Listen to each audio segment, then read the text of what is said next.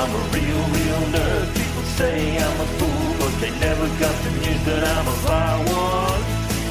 Oh yeah, I'm a vile one. You better turn it up, better keep the channel dialed, cause you're watching VileMike and his real wild child. Oh yeah, I'm a vile one. You better turn it up, better keep the channel dialed, cause you're watching VileMike and his real wild child.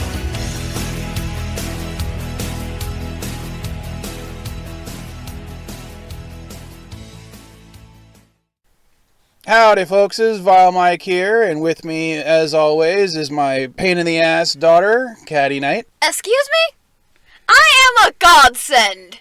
And I think we all know which god that might be. Yeah, Dionysus. God of chaos. Also drunkenness. Anyways, what up, peoples? This week we watched Shore Leave, one of the stupidest episodes of the original series. My dad don't like the episode. We start off with the Enterprise above a blue-green planet much like Earth, with an away team already doing scouting, basically checking to see if the planet would be good for shore leave. Spock comes over, giving a explanation on the away team status, when Kirk starts to complain about a kink in his back. And the yeoman starts to give him a massage, and when he finds out it's the yeoman, he looks awfully disappointed that it's not Spock. I wonder what the shippers think about this. Well, it was the introduction to slash fiction. For those that don't know what that is, Don't look it up. meanwhile on the planet, McCoy and Sulu are trying to find out whether the planet would be a suitable location for them to actually have shore leave. McCoy makes an offhand reference to Alice in Wonderland, while Sulu goes to look at some plants. Continuity! Sorry, what? Sulu was a botanist in the first episode. Oh yeah, he's driving so often I forget that he was also a botanist. While Sulu's looking at the plants, McCoy spots something strange. It's DJ Odyssey! Close. That's actually the White Rabbit from Alice in Wonderland, followed quickly by Alice. And when we return, we get an exposition log from Kirk. Wait, where's Miss Beehive? She's always in the episode. I think this is the point in the series where they actually got rid of her. I'm not exactly sure. But it's only like a few episodes in. Yeah, there was some back-scene drama behind her departure, which maybe we'll get into in another episode. Okay then. But this new yeoman is telling Kirk how she's concerned how he's not actually on any of the lists for shore leave. The yeoman leaves and Spock comes in. Then they get a call from McCoy. McCoy tries to tell him about the White Rabbit and young Alice, but Kirk just thinks he's pulling his leg, trying to get him to take shore leave. This is where Oh my god! Spock is the best.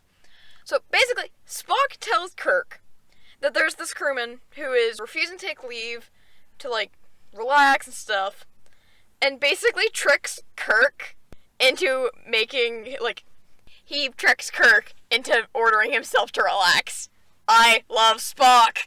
Spock then gives a description of the planet to Kirk, while we are shown an idyllic view of said planet. And then a gun. Dad? Hell no! Please? I'd get you a phaser first. Okay! We move to two crewmen doing their jobs, scanning the planet. Well, one doing his job and the other one annoying him. I wonder what that's like. Excuse you, I am a godsend of a child. Put in the comments if you agree. Anyway, Kirk and Yeoman Not Rand beam down. Kirk and the two random crew people talk for a bit, and then he leaves to go find McCoy. When he does, McCoy points out some strange tracks, right where he thought he saw the White Rabbit. I completely forgot what I was supposed to say. Kirk cancels the shore leave so they can investigate, and then suddenly a shot rings out. I wonder if it's from that gun from earlier. I really want that gun. Kirk, McCoy, and the young yeoman run to see what's going on. They find Sulu holding a gun. Wait. Sulu is just shooting a gun he found on the ground? Okay. Sulu is an idiot, and this is out of character. I'm speechless by the amount of bad gun handling by a character who says that he's always wanted a gun like... Oh, God. Sulu is an idiot. Yeah. I can't imagine a Starfleet officer would pick up a weapon that he just found on the ground and start shooting it willy-nilly. And not only that, no one thinks it's weird that he finds a loaded gun from Earth that hasn't been made in 200 years on this remote alien planet. I'm sorry, so far this episode is just really dumb. And then Kirk takes the gun from Sulu and just tucks it into his belt, despite not knowing how the thing works. Everyone's an idiot. Yeoman Not Rand spots some more bunny tracks, so they split up to start looking for the White Rabbit. Suddenly, an ominous egg beater of doom rises from the ground. Dun dun dun! While following the rabbit tracks, Kirk and McCoy reminisce about his old academy days and his old bully. They split up, and what does Kirk run into? His old bully. And then Kirk gets sucker punched by a hyena? All right, Jimmy boy.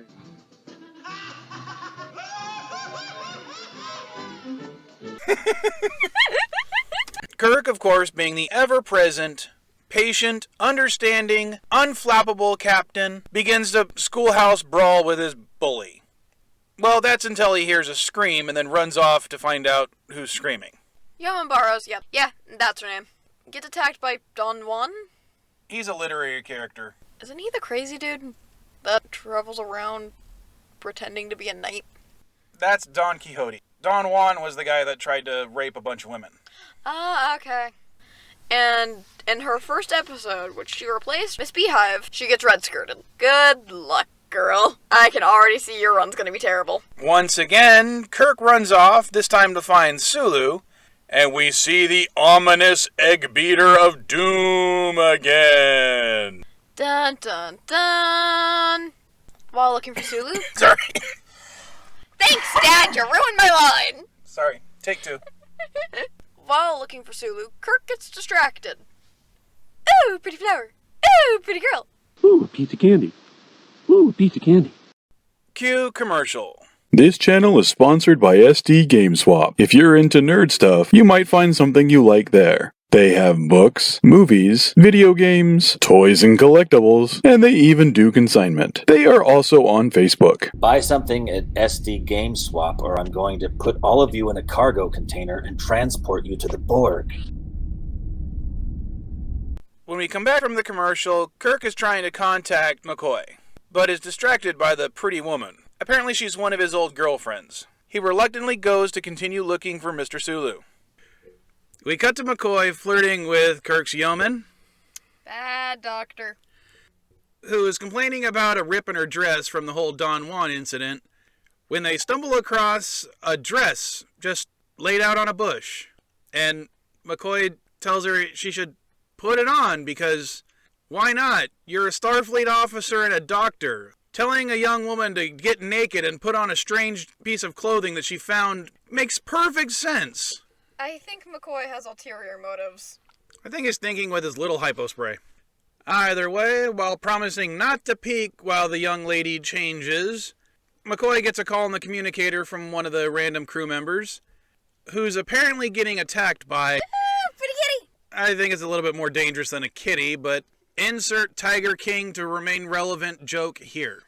But McCoy is a little distracted at the moment looking at Yeoman Princess. We then cut to Kirk and Spock having a brief communique before Sulu is attacked by samurai. I'm not sure if that's racist. Sulu manages to escape and meets up with Kirk, where they find out that all the phasers are now drained of energy. So, I don't know how the battery died. I still want one. Dad, No. please! Maybe for summer. Yay! And best character beams down, and then gives some exposition. Then we cut to McCoy and Yeoman Princess strolling along looking for the rest of the away team. And holy shit, they're attacked by a knight! But McCoy, the rationalist, knows that a hallucination can't hurt him, so he bravely stands up to the knight and he's immediately stabbed through the chest. I guess these weren't hallucinations, Doc. And then Kirk shoots the dude. Good job, Kirk. After a commercial break, we find Kirk, Spock, and Princess Yeoman over McCoy's dead body. I never thought I'd have to say this about Bones himself, but He's dead, Jim. And somehow Kirk records a log on what's going on. How is he doing that if the communicators are dead? I'm guessing it's more artistic license than actual technobabble at this point. Magic. Maybe we're just hearing what's going on inside his head, like an internal monologue. And this is just how Kirk actually talks to himself to psych himself up. That would explain a lot. And Sulu calls over Kirk, of which then they find out that the knight is actually a mannequin. Spock says that everything on the planet has actually been manufactured. The plants, the things they've been seeing, everything. Which, of course, then we immediately see an airplane, which goes on a strafing run to kill the 2 random crew members that were attacked by the Tiger earlier.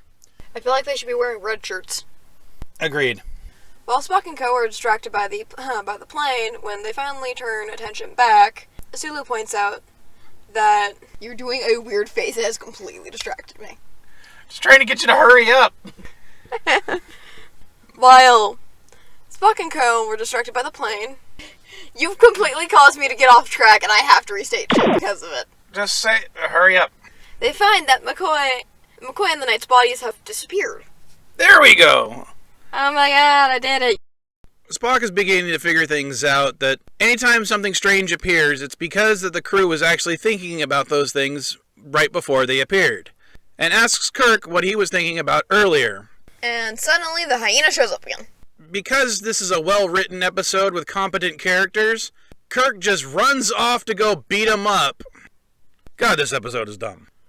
Kirk chases Finnegan all the way to Vasquez Rocks. Oh, You mean the first enemy that Kirk fights on Vasquez Rocks is a facsimile of his Academy bully? Oh, now I really hate this episode. Kirk says he wants some answers from the hyena, and then is tackled. They proceed to fight, and fight.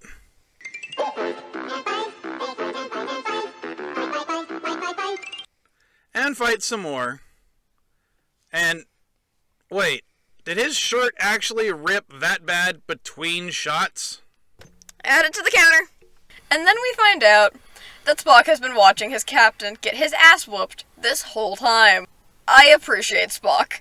The whole fight with Finnegan confirms to Spock that something on this planet is reading their minds and then quickly manufacturing what they're thinking of at that time. He proves this by thinking a tiger into existence, which makes no sense because said he was talking about Rodriguez thinking of a tiger.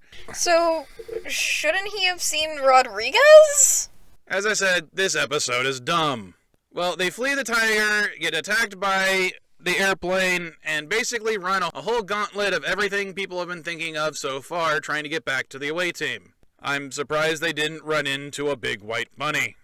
When they get back to where the away team was, they scare off Don Juan, who was apparently trying to make a second rape attempt on Yeoman Princess.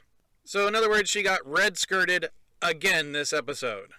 Then he orders them to stand at attention and not to think of anything, which for some reason causes the caretaker to appear? Who basically explains what's been going on the whole time. This whole thing is an alien amusement park that can read people's minds, make what they're thinking of appear, but can't tell that they're not having fun?